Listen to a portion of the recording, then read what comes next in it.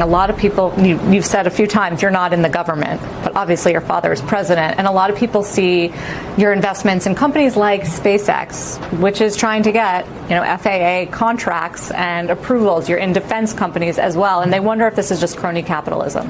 Not at all. We stay totally out of that. We don't get involved in that. These are things that make sense for America. They're common sense investments. We don't have to call the government to invest in something that's beneficial to America. That's the entire ethos of what we've been doing. Common sense investments. If the Trump administration happens to give a contract to a company that Donald Trump Jr., who happens to be the president's son, is invested in, well, that's just common sense. That is how Donald Trump Jr. defended himself last year against concerns about potential conflicts of interest. Now there are Democrats on the House Judiciary Committee that have launched a probe into potential fraud and insider trading. In a letter that was shared first at MS Now, Congressman Jamie Raskin accused Donald Trump's son of making investments with a suspicious level of accuracy. In that letter, he says, quote, with Don Jr.'s new leadership role, 1789 Capital has developed an uncanny ability to identify companies that are about to receive massive influxes of cash from the Trump administration or to benefit from significant changes in federal policies and regulations. They say there is no such thing as a sure thing in investing, but this is about as close as you can get. We should note that there's no evidence that 1789 Capital has violated any laws. The firm has denied any wrongdoing. The Trump administration did not immediately respond to MS Now's request for a comment from Donald Trump Jr. either. Joining us now is Congresswoman Sidney Kamlager-Dove of California. She serves on the House Judiciary Committee, which is demanding those answers from Donald Trump Jr.'s 1789 Capital. Congresswoman, thank you so much for being here. It's nice to see you. What exactly is this investigation requesting from Donald Trump Jr. and the company, 1789 Capital?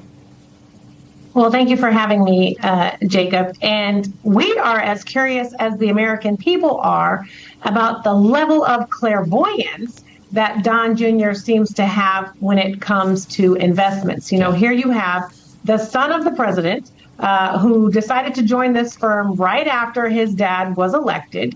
And they went from managing a few $100 million in funds to $3 billion. And they seem to be able to decide what to invest in right either before or after a major new change in policy or a new regulation comes to town. And we just think it's suspicious. It certainly is akin to insider trading. And in fact, we have asked Don Jr. to come before us in judiciary, and Republicans don't want him to show up. And he seems to be hiding because he doesn't want to show up. And I believe that if you have nothing to hide, you have everything to share, and he should come before House Judiciary Democrats and Republicans and explain his degree of clairvoyance to the American people. According to Congressman Raskin, by the way, in one instance, 1789 Capital invested in a company called Vulcan Elements. They later announced $620 million investment from the Pentagon, a $50 million grant from the CHIPS and Science Act. And Donald Trump Jr., he told the New York Times last month about the company's investment. It's not like it takes a genius to figure this out. I don't have inside information. My sense is that you don't buy that. I don't. A, he's not a genius. And B, he can call his father up any day of the week and get some inside information. Let me tell you something. I also sit on House Foreign Affairs Committee, and I have been in conversations with folks from the administration who have said, and also with whistleblowers who have said, before a deal gets made, folks are in these people's offices having conversations that are not recorded, that are not documented, and then all of a sudden some big deal gets announced and folks are benefiting from it. And we just want a paper trail. Come with your receipts if you have nothing to hide. Show us the communiques. Show us the documentation that tells the American people that everything is on the up and up. Because let me tell you something. The costs are going up. The cost of living, the price of gas, the cost of groceries is going up. And it seems like this president and his friends and family are benefiting from these deals and not the American people. The other one is Juul, by the way, the e-cigarette maker. Congressman Raskin, questioned the company's investment in Juul. And I think months after the investment, the FDA, reversed a ban on certain e-cigarette products, which obviously is a huge boost for that company. Again, this doesn't, it doesn't take a genius to invest, but that is not a coincidence.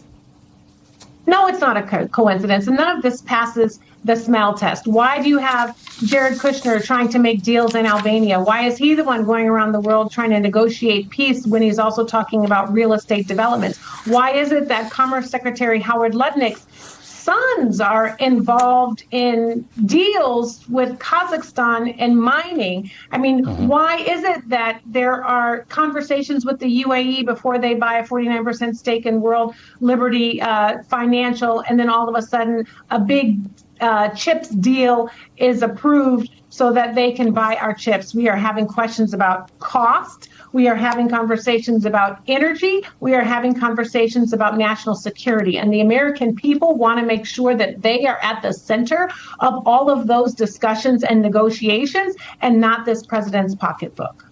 I wonder what you might say to people who are considering sitting on the sidelines in these midterm elections about what you could do, the Democrats could do with more subpoena power if the Democrats take the House.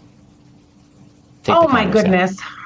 Yeah, first of all, we have a president who's more interested in changing the name of a lake from Lake Ontario to Lake America. We have a president who is selling cars on the White House lawn and trying to sell you miracles. And we need a president who is focused, laser focused on getting us out of this war in Iran and driving down the cost. And if Democrats get the gavel in November, we can drag these administration officials into our hearings, and we can demand that they show us the receipts, not us, Congress, us, the American people. We can hold them accountable. We can subpoena them. We can investigate them. You know, this president has broken the pieces that are government. And when we win in November, we will be picking up the pieces. We will be showing the American people how important those pieces are. And we will be working to bring them back together to make a government that can work for the American people.